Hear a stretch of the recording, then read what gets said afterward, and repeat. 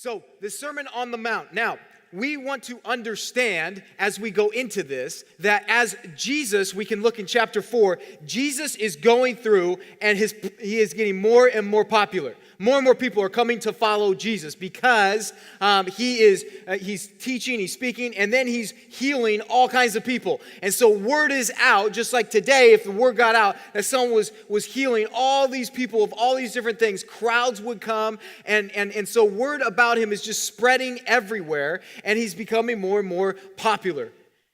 And so we see, though, in understanding this, there's a lot of different kinds of people that are following him. And we want to look at, first of all, who the different types of people are, because throughout Jesus' life and in his teachings, he will specifically address different kinds of people, and you will see different kinds of people react to him differently. And sometimes you'll read it and go, man, what's their problem? Like, why are they upset, or why are they angry? Or why is Jesus singling out these type of people? Well, they come from different parties of the Jewish area, and so it's important that we understand these different parties that were there at that time, because it helps to unlock some of the reasons why Jesus said what he said. And I want to just say this: Jesus was very aware of who he was teaching to. And he was very proactive in engaging with where the people were at. When you think about the parables, the stories he would share, he would use examples that were real to them, that were current to them. You even think about, there's a couple instances where he brings up current events. So he was very aware of what was happening. But we see these different Jewish parties that are coming, these people coming from different backgrounds to follow him. And the first party is the Pharisees. Now, this is the party that Jesus addresses the most. The name Pharisee actually means separated ones. And they saw the way to God as obedience through the law. They controlled the synagogues and exercised control over many people. They believed that right religion consisted in divine laws and religious tradition. Their primary concern was for strict observance of the Mosaic law and of every minute detail of the traditions handed down by various rabbis over the centuries. They focused on adhering to the laws of the past, and they were known to adapt the law to the new circumstances. The other group is the Sadducees. They focused on the present. They were the religious liberals who discounted most things supernatural and who modified both scripture and tradition to fit their own religious philosophy. They were the party of the wealthy and the priestly families in charge of the temple. They were materialistic and they didn't believe in life after death. They also didn't tolerate any threats to their position or their wealth. Another group was the Zealots. Now, they were this group of fanatical nationalists who thought that right religion centered in radical political activism. They sought to overthrow foreign rule, so they were very anti-Rome, going after Rome, trying to overthrow them, and they would go to these extreme measures. There was even a smaller group called the Sicarii, which is like just a cool study. They were called the Dagger Men. They were assassins. Oh yeah, Bible's pretty cool, okay? And then we also have the Herodians, who was a political party that supported Herod, and they were supportive of the Roman rule. And then lastly, we have the Essenes. Now, the Essenes, they were ascetics who believed that right religion meant separation from the rest of society. Okay, so they were like out there. They led very abstinent lives in remote and barren areas. So they separate from everyone, all civilization, and live a very, very regimented life. So we have all these different kinds of people coming and listening and following Jesus. It's kind of cool because it's similar to like today, if we did a poll in here of your different philosophies, of your point of views, or the your political party, it would be very mixed and very different. And they're all coming, and then Jesus is about to give his most famous sermon. And he sees these crowds. He goes up to this mountain or this hill on the north slope of the Sea of Galilee, and he sat down. Now he sits down because a rabbi, when they would teach, they would sit down. It was considered authoritative or official when they would sit down. So he sees all these crowds. He goes up, and then he sits down, and he's about to flip their whole world upside down. He's about to teach something totally different. These Beatitudes. Everything has been about how you look and act externally, but Jesus' first main message is communicating that he's about the heart. That's what communicates who you really are. Today we're talking about your heart. Okay, there's a situation in the Old Testament in 1 Samuel 16:7 where this prophet named Samuel is told that he's going to anoint the next king of Israel. And so he's in this family. He knows it's going to be one of the sons of this father named Jesse. And so he's in the house and he's looking at this son and he's like, wow, that's impressive. Looks impressive, sounds impressive, maybe even smelled impressive. He's like, that's the guy. And Jesus speaks to him, and he's like, listen, man looks at the outside, I look at the inside. And in Proverbs 4:23, it says, guard your heart, because out of it flows life. And so we're talking about the heart. That's the point of this message. But in Matthew 5:2-6, let's read this. It says, and he opened his mouth and taught them, saying, blessed are the poor in spirit, for theirs is the kingdom of heaven. Blessed are those who mourn, for they shall be comforted. Blessed are the meek, for they shall inherit the earth. Blessed are those who hunger and thirst for righteousness, for they shall be satisfied. Okay, now this word blessed, we use this word all the time. We're like, hey, have a blessed day. Like I pray blessings upon you, all this. Like when they were saying the word, as he opens his mouth and says blessed, to them, it didn't mean the same thing. It was big because this word meant divine joy or perfect happiness. They didn't even use that term in relation to other humans. It was something that only God could experience. And it implied this inward sufficiency for happiness as opposed to whatever was going on the outside. And then he says, blessed are the who? The poor in spirit. Who are these people? What is that? It's realizing you're spiritually in poverty apart from Jesus. These are people who acknowledge their own helplessness and rely on God's power to get them through. It's interesting. The word poor here is the posture, really it takes on the posture of a beggar. So it's not just someone who's like, hey, you don't have a lot of money right now, or, we can't really afford a house, or this is kind of going on, things are tight. No. Like, I want you to think of a beggar, someone who's like, I need you, I need this, please help me, please help me. That is the posture of someone poor in spirit with God. It's someone that's like, God, I need you. Like, I need you. It's not like, hey, God, things are okay. Let's try you out. No, it's like, I am broken and I am done without you. And so I need you. We cannot be filled until we are empty.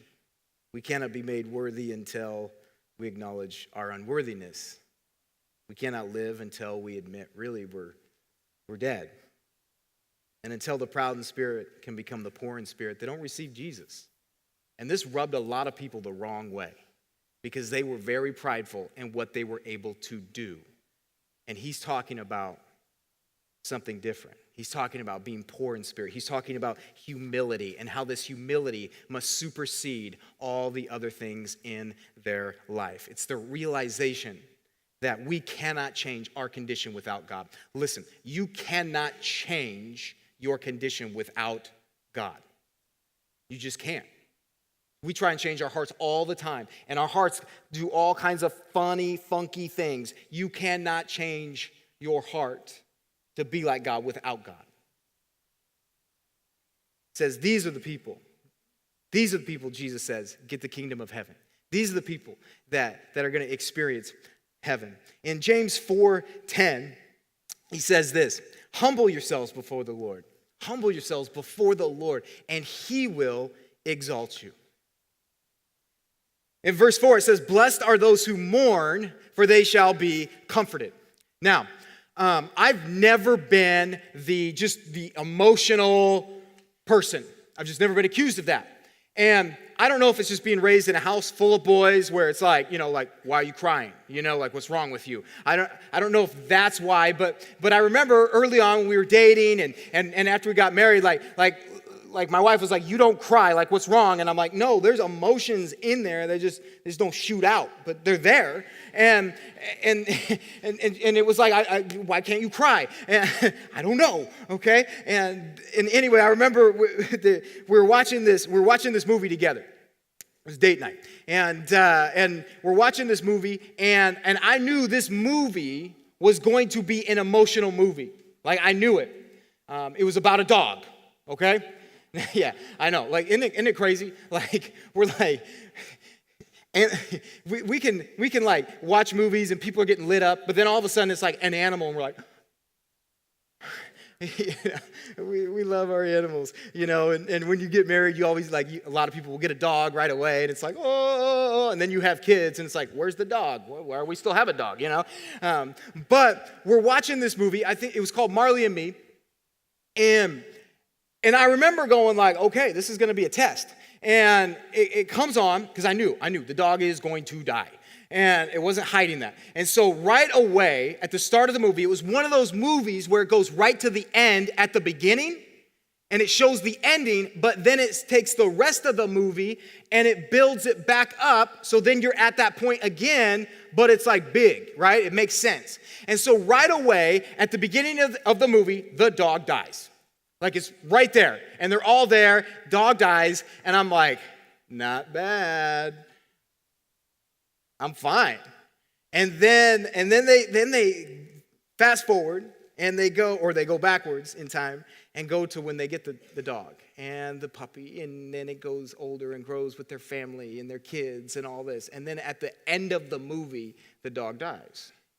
And then it was like, now, that's what we do as men. Like, that's what we do. If you hear that noise, ladies, we're trying not to cry, but we're crying inside. It's like a faucet inside, but we're like, we think it's going to stop it. And I kind of went to the side, and all of a sudden, there they started coming. Like, go figure, a dog, right? A dog. And then after I had kids, I cried out at just everything. It was like the floodgates just turned on. But this is not talking about those who are mourning the loss of someone. That's not what it's talking about. This is talking about those who mourn over sin. Now, what is sin? Sin is something that is in opposition to who God is. And so this is saying, this is for these people that mourn over that. We see what it does to us and those around us in our world, in our culture, and we mourn. See, the popular thing is to just like go along with it, to accept it, or like this is just how things are, or things have changed and all this. Like, when you actually look and study history, you actually realize like things haven't really changed that much in our behavior. Now, how we are like thrown stuff in our face is way different. You have more things bombarding your face, your ears, your mind than ever before. It's crazy. When you think of social media and all the things that are on there and how quick they pop up, and you think of like searching and all these different, they just know, like, have you ever like, you're scrolling in social media and all of a sudden like something pops up and it's something that you researched like a day ago and it knows you. Like, you're like, how do you know me? And all these things, like, it is crazy how not only you are being bombarded with all these things, but they are learning you, they are knowing you, what you like, your preferences, and they are like going at you with specific things that they think you're going to go after. You guys think I probably like live down like in the dirt, like underground with my cans of soup, like, no, it's okay. Okay, but it's amazing how they are able to focus. Like, how can you binge watch like TV like you do? Because they've removed commercials. They've tried to make it more accessible, more normal, so you'll spend more time doing that, so you can get that at a faster pace. We were staying at a hotel in Ashland when I was speaking down there a couple weeks ago, and it was at night, and we're all laying there and watching this movie with the kids, and all of a sudden the kids are like freaking out. And I'm looking at my wife like, what's wrong? What is the deal? And they were freaking out because there was a commercial on. They didn't know what a commercial was. And I go, are you kidding? Is that where we're at? Like, those are commercials, kids. Like, I never thought we'd even come to the day, but we are like, it's not just it's being put in your face, but it is being put in your face in a way to get you to bite, and in a way that is extremely effective because it's worked. And so you think about all these things that are coming at you and the things also that are just in your world that are all around us that we can learn and know about at a rate that we've never been able to learn or know about before. And you start to become numb to the things that used to bother you. You start to be okay with some things. And what this is saying is when you look at these things, you need to mourn. And I find that, yes, there are things, specific things that will bother me, that I will mourn for, that I hear about, read about, or even decisions I make that sometimes I'll just mourn over. Why would you do that, Steve? Why would you think that? Why would you say that? But the reality of this is we need to take it a step farther. It's mourning over what it's doing to God. True mourning over sin is not focused on ourselves, it's focused on God. One of the things for me, I remember when I first started following Jesus, was I was okay with things that I knew I shouldn't be okay with. And so I remember I started praying like, God, I pray for more conviction. Because this isn't bothering me, and I know it bothers you, and I want it to bother me. And so sometimes we have to just start praying, God, I pray that what bothers you would start bothering me. And I'll just say this, if you're holding on to something that you know is wrong today, you should not be happy. Like you should not be in here and like you're just like, oh man, and we're singing worship songs to God, and you're just like, so great. And at the end, we're gonna do communion, and you walk up to communion, and you're like, thank you, Jesus, da da da da. And you go and sit down. You should not be happy if you're acting out in opposition to him and you know it. There is no way you can be in here and just be okay with it. He says, blessed are those who mourn, because we need to know and see not what this is doing to me, but what this is doing to him. This is so important. Our culture says, who cares? Stop judging. It's not a big deal. This is what it says about Jesus in Isaiah 53. It's really interesting because I think sometimes we have different images of Jesus. And it says in Isaiah 53:3, he was despised and rejected by men, a man of sorrows and acquainted with grief. A man of sorrows. Remember when he rode into Jerusalem for his triumphal entry, what did he do? He wept. Guys, I think sometimes we're like, oh, he turned water into wine. He was like the life of the party everywhere he went. No. Jesus was a man of sorrows. Jesus saw the condition. He saw what was going on, and it broke his heart. And so when we see this, now here's the positive. It says, mourners shall be comforted. Okay, so here's the beauty of this. Revelation 21:4, it says, he will wipe away every tear. Before we go into heaven, every tear is going to be wiped away. 2 Corinthians 1:3, it refers to God as the God of all comfort. He will comfort you. He can comfort you. And we keep going. In verse 5, it says, blessed are the meek, for they shall inherit the earth. Blessed are the meek. Now that could be gentle or humble as well, but blessed are the meek. Now what we need to understand is these first three Beatitudes are not what they wanted to hear from their Savior of Rome. Like this isn't what they signed up for. Like they were hoping for something different. Like he's offering a kingdom of meekness. They wanted a kingdom of power. And so what he's doing, he's speaking and they're like, I want to like you, but I don't really like you. I want you to be this, but you're not what I want you to be. And so he says this. Now, when we see this word meekness, meekness isn't weakness. The word used refers to power under control or a horse being broken. So when we look at God, now we are made humble by how righteous and worthy he is. So this happens as a direct response to us looking at God.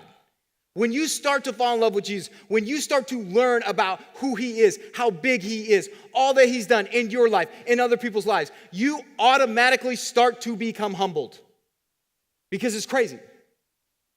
And Paul refers to this meekness in 2 Corinthians 10:1. He says, I, Paul, myself, entreat you by the meekness and gentleness of Christ. I who am humble when face to face with you and bold toward you when I am away. Meekness of Christ. In Numbers 12:3, Moses, it says, Moses was very meek, more than all the people who were on the face of the earth. David wrote in Psalm 25:9, he leads the humble in what is right and teaches the humble his way. And then ultimately, we see in 1 Peter 2:21 through 23, it says, for to this you have been called, because Christ also suffered for you, leaving you an example so that you might follow in his steps. He committed no sin, neither was deceit found in his mouth. When he was reviled, he did not revile in return. When he suffered, he did not threaten, but continued entrusting himself to him who judges justly. Do you understand that? When we talk about this humility, this power under control, Jesus, it says in Matthew 26, could have at any point in time called down legions of angels to like they're mocking him, they're spitting on him, they're beating him, they're questioning everything about him, all these things. And at any point in time, he could have been like, okay, I'm done, bye, okay? Any point in time, could have done that. And yet, what does it say about him? This blows my mind, that he, God, is able to go through all of this and literally hold all of that in for the obedience to the Father's plan. That's crazy. You look at that, you think about that. It's this power under control, surrendered to the Father's plan, to surrender to the Father's timetable for your life. Like we want to assert power, and God many times is gonna go, I know you're strong, I know you can do some things, but you need to table that and watch what I can do. And you need to let me be the timetable for you. And so when we see this meekness, this humility, it's allowing God to be God even when it's difficult. And Jesus modeled that. And we look at who demonstrates this characteristic. It's crazy. It says in verse 6, blessed are those who hunger and thirst for righteousness, for they shall be satisfied. The Declaration of Independence asserts that citizens have the right to the pursuit of happiness. And Jesus says, this is that way. This is the way. This should be our deepest desire. The desire for this, and the hunger and thirst for righteousness, this is the thing that brings people to salvation. But this is also the thing that after salvation, it keeps people going and keeps them wanting to move forward in faith. It keeps them wanting to learn more about who God is. It keeps them wanting to go through this process that we call sanctification, the process of becoming more like God. That's what this is. And so when you hunger and thirst for that, it not only introduces you to who God is, but it also keeps you going, sustains you, and grows you. And he says, this is important. You know, he uses it as an analogy for hunger and thirst. Listen, you can't live without hunger and thirst. And he's saying spiritually, you cannot follow me or be with me if you are not hungry and thirsty for righteousness. If that is not a part of your life. It's not an optional spiritual supplement. It's a necessity. And we're either after self-righteousness or God's righteousness. It's interesting, Moses in Exodus 33:18, it says, he said, please show me your glory. In Exodus 33:18, please show me your glory, God. Like, please show me your glory. Now, why is this so interesting? Because in Exodus 33:11, it talks about his relationship with God. And it says, when he would go into the tent, God would meet him there in a cloud, and they would talk, it says, face to face. So he has this relationship that we're like, oh man, God, just give me some of that. Give me an ounce of that. Give me like a word. And he had that. And then he says in verse 18, God, show me your glory. I'm like, dude, what more do you want? But that's what he did. He was like, I am hungry. I am thirsty. I need more of you, God. That was great. That was cool. I'm glad we've had that experience. I'm glad I got to encounter that. But God, I want more. I want more of who you are. When we look at what Paul says in Philippians 3:9 and 10, It says, and be found in him, not having a righteousness of my own that comes from the law, but that which comes through faith in Christ, the righteousness from God that depends on faith, that I may know him and the power of his resurrection, and may share his sufferings, becoming like him in his death. Do you understand how just insane this is if you don't know God? Like he's saying, I want to know you, God, at such a depth, at such a place that I know you suffered and went through all of this and you even died. But God, I want to experience all of that because you experienced it. Paul, you're crazy. He goes, no, I want every single thing I can get out of this relationship with Jesus. I want it all. And God, I am never going to be satisfied with you. That is the people that hunger and thirst for righteousness. There is no like arrival point where it's like, oh, I'm good, God. Woo, let's go. Like, no. There is not, like the beauty of a relationship with Jesus, and if you do not have one, just let me tell you, if you have a relationship with him, it continues to get better. And if you are hungry and thirsty for righteousness, it says what? He will satisfy. The result is you will be satisfied. Our job is to seek, his is to satisfy. In Psalm 107, verse 9, it says this. It says, for he satisfies the longing soul, and the hungry soul he fills with good things. He satisfies. And then Jesus said in John 6:35, I am the bread of life. Whoever comes to me shall not hunger, and whoever believes in me shall never thirst. Are you hearing that? That's what, like, he is saying, I will be the one who satisfies you. We all have this hole, this emptiness. Every single one of us, when we come into this world. God is the only one who can fill that. But the reality is what you're hungry for and how you solve that hunger problem is different. Because when I read this, it's like, man, some of us are hungry for burgers and we're going to McDonald's when God is over here offering In-N-Out double animal style.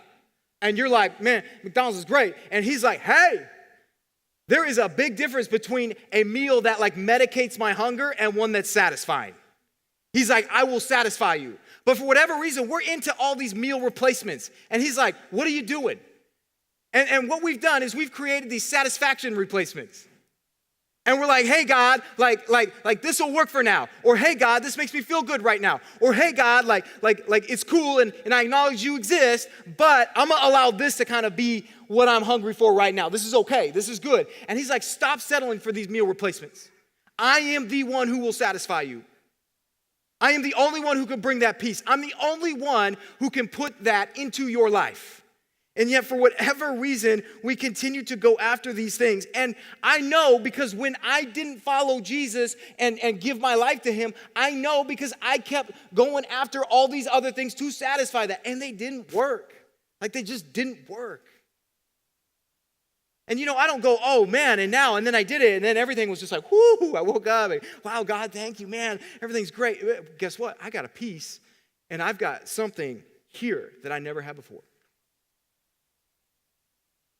This comfort.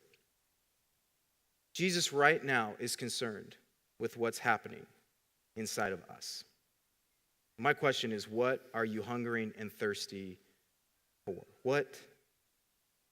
What right now is the satisfaction replacement in your life right now? Because he's the only one that can really satisfy you.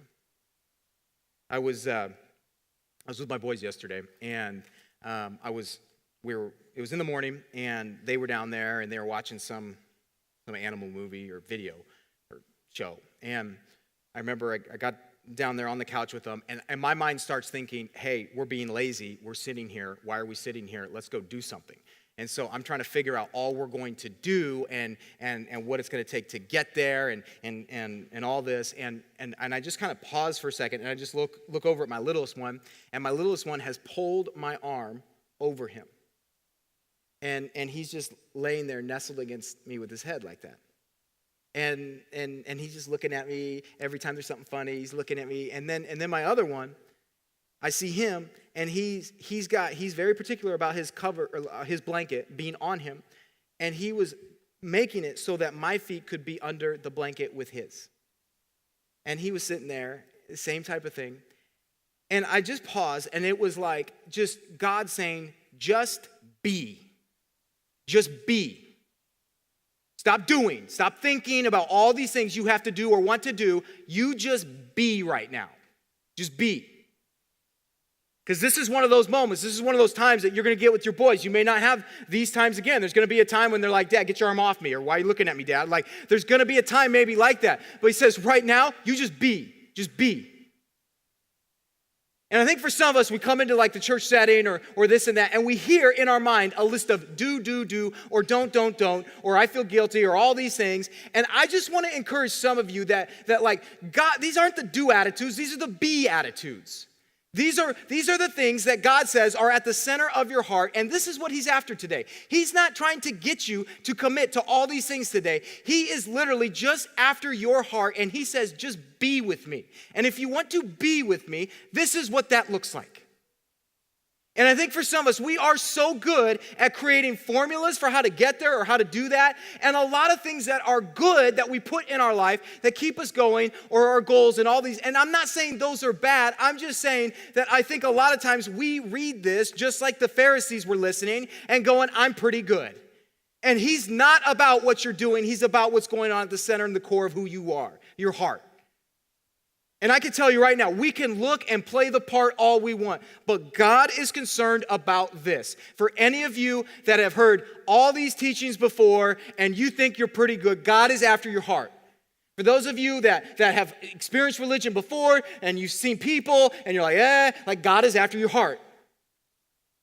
And so I want to encourage and challenge you. This is not another thing to create another list. This is to look, to reflect, and to just ask myself right now, am I in spiritual poverty without him? Have I been mourning? Like, am I okay right now with a lot of things that I have no business being okay with? Not because it affects me, but because of what it does to God. Am I humble? And am I hungry and thirsty for more of him? Not some of him. It's not like I go and take I'm like thirsty and I just go put some water in my cup and drink it and be like, I'm good. No, he says, you're never going to thirst again. He says, let me take your view of satisfaction and let me just blow it up and tell you what I'm talking about. Some of you right now, you've got some struggles, you got issues, you got situations, you got things you're navigating through. And I just want to encourage you, try allowing him to satisfy what right now is not working for you with the meal replacements. And I want to encourage some of the rest of you who are very good at doing, and I want to challenge you with being today. And for those of you that are dads today, or granddads, or you just have, for whatever reason, a child or a kid or an adult that looks up to you, that respects you, that asks your advice, I want to ask you this. What do they say about you? And what was Dad hungry for? What was Dad hungry for?